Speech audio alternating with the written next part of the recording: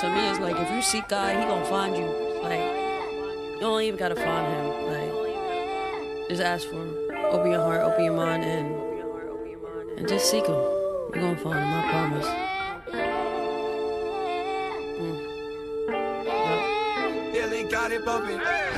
Yeah, I got a destination, but I've been standing on the front line waiting for God to give me a sign. Then he whispered it's time. Welcome to Battleborn Believers. Thank you for joining me tonight. Tonight I'm going to be sharing a vision I had and a few dreams that are a part of a series of dreams that go together. If you have not seen my other videos in the dream series, please go watch them when you have a moment. They are linked to these dreams and visions. The first one I'm going to share is a vision I had on my way to Seattle, Washington from Portland, Oregon. I was halfway through the state of Washington, and on the left towards the west coast, I noticed the sun going down, and it was very bright, and it was just over the horizon. It made it very hard to see at first, so I tried to focus on looking forward. And then about 20 minutes later, I looked over again, and I saw the sun beaming like it had not even started going down, and I said to myself, I thought the sun was going down. But then I looked again and realized the sun had actually been setting in the horizon. This was another sun I was seeing. It was right above the actual sun in my vision. When inspecting it further, I realized that it was spinning right in the middle. It was just like rotating. And it felt as if it was coming straight at me. I then had a vision pop into my head of a map showing where this object was going to travel across the United States and where it would hit in two different places. The first part of it is like the picture here that I'm showing you, and then the second part will land outside of New York City, pretty far out into the ocean, as shown in this picture. In the first part of my vision, I never saw with my eyes the second asteroid, just the first one. And at my angle, it was coming straight for me, so the second one must have been right behind it. I had a confirmation years ago when I saw the exact map of a solar eclipse trajectory, just like the one in the picture here. This was God showing me and confirming what I saw in the vision years before. It gave me chills down my spine when I saw it. I didn't even know that it was an asteroid. I had no idea what I was looking at. I know nothing about asteroids. I am just assuming it is an asteroid. If anybody has any revelation on what I'm telling them in my dream, if you've had a dream that can confirm my visions and my dreams, this one was a vision, but if you have a vision or a dream that can confirm this, please share. I would be happy to hear it, and I would be happy to share it if you're okay with that. Anyhow, this brings me to my son's dream. He dreamed that there would be a terrible earthquake in New York City that would cause a lot of devastation. This is what he told me in detail. This is my son speaking. I was half awake and half asleep, and it was purely auditorial. I heard an emergency news break, and a woman newscaster was talking about an earthquake that just happened in New York City. And there was devastation and destruction on a massive level. It made me wonder if there's some connection between my dream and his. This reminds me of the verse in Revelations about wormwood. Revelations 8:11, then the third angel sounded his trumpet, and a great star burning like a torch fell from the heaven and landed on a third of the rivers and on the springs of the water. The name of the star is wormwood. A third of the waters turned bitter like wormwood oil, and many people died from the bitter waters. The fourth angel sounded his trumpet, and a third of the sun and moon and stars were struck. A third of the stars were darkened, and a third of the day was without light, and a third of the night as well. Now back to the West Coast. I had another dream about my son and I on a yellow bus, and we had gotten on it because there was an evacuation happening in the area that I live in near Portland, Oregon. There was a flood warning, and everyone had to leave and leave fast. So they were using school buses and many other types of transportation to evacuate people on a larger level and fast in the area. Then all of a sudden a wall of water hit us so hard it threw us all from our seats, and the bus was then underwater. and the inside of the bus was starting to fill up fast. I was terrified because I knew my son did not know how to swim, and he is autistic and has a hard time dealing with things that scare him. He would panic, and I went to find him, and I did not see him, so I assumed he was under the water drowning. And I was swimming under the water on the bus, looking everywhere for my boy and couldn't see him. I needed air and rose to the top and thought to myself that someone must have pulled him up because there is nowhere for him to go but up if he is not under the water. I then see him with a man holding him up by his shirt. Then the dream was over and I woke up. Then this next dream, this is after the flooding had subsided and the world was in chaos from war, floods, earthquakes, and virus pandemics.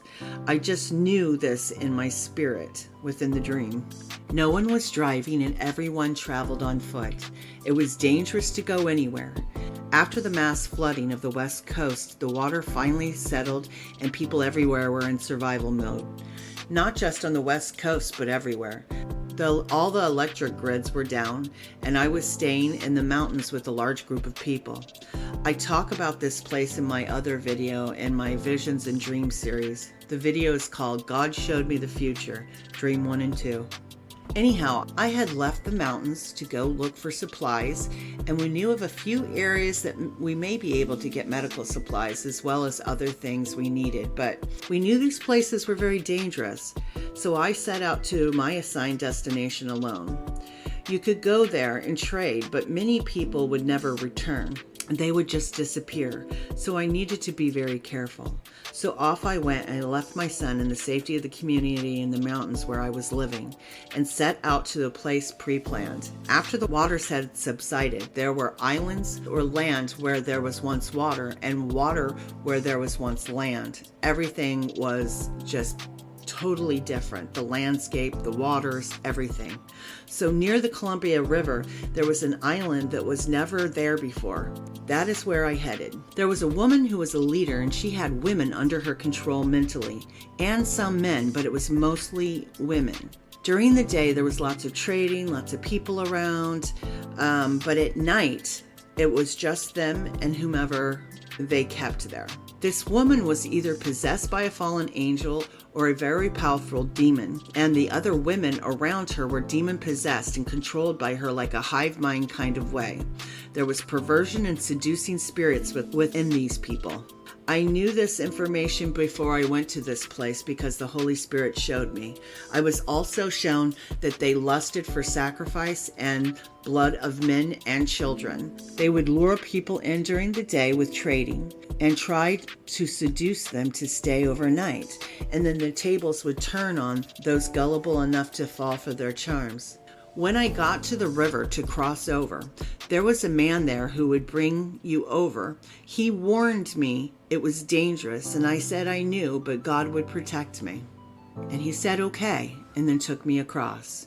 He again warned me and then said, if you come across any trouble, come over here to me, and I will get you out of here fast. And then he began to warn me about the leader and her women. I stopped him, and I said, I knew already, but thank you. He nodded and said, I will be over here if you need me. So I'm going through this place to get the supplies. I'm walking around, I'm talking to different people, I'm gathering the supplies. And the whole time I'm trying to avoid running into this group of women and that leader to the best of my ability. Then I turned a corner and there they were.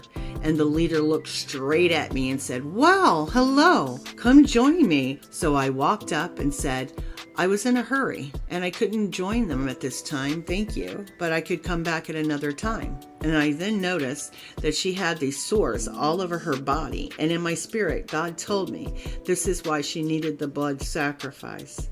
She had these women around her, and they were somehow in a trance and completely controlled by her, like she was some kind of queen bee or something. She said, no, don't leave, stay, with such a demonic, seducing look on her face, and she was half nude, which made me feel very uncomfortable. And then all of a sudden I said, no, I must go. I need to get my son, and then I can come back here and stay. When I said this about my son, she lit up and became overjoyed and said, okay, hurry back. I only said this so she would let me leave without an issue. My tempting her with the hopes of being naive enough to bring my child here was my only goal. I had no intentions of coming back. At this time, I then left the area quickly and went to find the man that could take me back over the river to get me out of there. He took me across and I woke up. This brings me to another dream God showed me right after the pandemic. It was when they were talking about creating the Speedy V for everyone in the world to put into their arm, if you get my drift. In this dream, he showed me a creature that was very, very small and inside a body. And it was shaped kind of like a hornet-like creature with a human-like face with big eyes and big eyelids. It had 4 legs, kind of. It had other appendages, it seemed like, but it couldn't really focus on those. And then in the middle of its stomach, it had a thing like a stinger, and it went into a cell of a person, and then it injected something into it like it was impregnating the cell. And then it laid back, and its eyes were half open and half closed, and it was not asleep, and it wasn't awake. And then all of a sudden the word dormant popped into my head. This was the end of the dream. Something I have been wondering about this dream ever since was a verse in Revelations 9:7-21. The locusts looked like horses prepared for battle. On their heads they wore something like crowns of gold, and their faces resembled human faces. Their hair was like women's hair, and their teeth were like lions' teeth.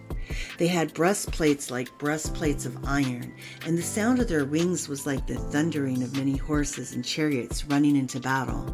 They had tails with stingers like scorpions, and in their tails they had the power to torment people for 5 months.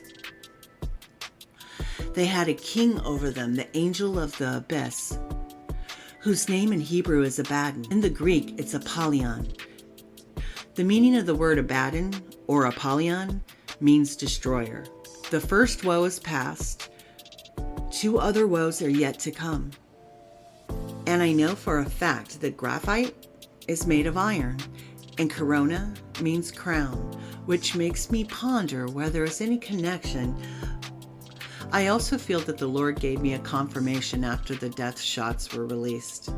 When I saw a video on Israeli news where a doctor looked at the arm juice ingredients under a microscope, and the exact same creature I was shown in that particular dream about the hornet type creature was on the slide of the microscope, and it looked up and looked towards the person looking down at it through the microscope. I got chills down my spine and made the decision right then and right there. I'm not participating in anything they're offering. I'm also considering that there may be a 5G connection to all of this, because just weeks after the lockdowns, they rolled out 5G, but they rolled it out across the world, and they did it in a panic. I think they were taking advantage of their opportunity with everyone at home and off the street, because I don't know if you guys know this, but even if the world goes to crap and there's no power and because all the grids have gone down, the 5G will still work. That's the way they set it up. It will work no matter what. And hypothetically, what if it turns on a proverbial switch? Maybe activate the living creatures made with iron graphite within? It suppresses the brain barrier and in turn also suppresses the faith barrier. What if the arm juice is producing 2 types of people? Apathetic, obedient, compliant, docile individuals, and then violent, aggressive, raging individuals. Zombie-like people, maybe? What if it opens doorways or access to the creatures found under the microscope, while it changes our DNA by taking this forced compliance arm juice? What are we giving up when we give in? Any thoughts or comments are welcome. What do you guys think? 2 Thessalonians 2:11-12. And with every wicked deception directed against those who are perishing, because they refuse the love of the truth that would have saved them. For this reason, God will send them a powerful delusion so that they believe the lie, in order that judgment may come upon all who have disbelieved the truth and delighted in wickedness. Now we need to turn to the Lord and ask him for guidance. He said he would never leave us nor forsake us.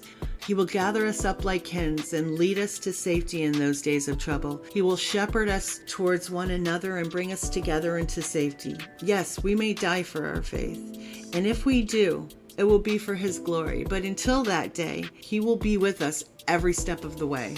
Blessed are those who are persecuted because of righteousness, for theirs is the kingdom of heaven. Blessed are you when people insult you, persecute you, and falsely say all kinds of evil things against you because of me. Rejoice and be glad, because great is your reward in heaven, for in the same way they persecuted the prophets who were before you. Thank you for watching this video. Could you please like and subscribe? And if you haven't watched my other videos that go with this series, please do so. They all go together. And you have a blessed day. With the sunrise, leaving you sleepless through the night. Don't let them demons rule your time. Visualize what you could be if you choose God over the sea of deception. The devil will leave you guessing, but thinking you stepping. But your heart he's playing chess with. Yeah, I got a destination, but I've been standing on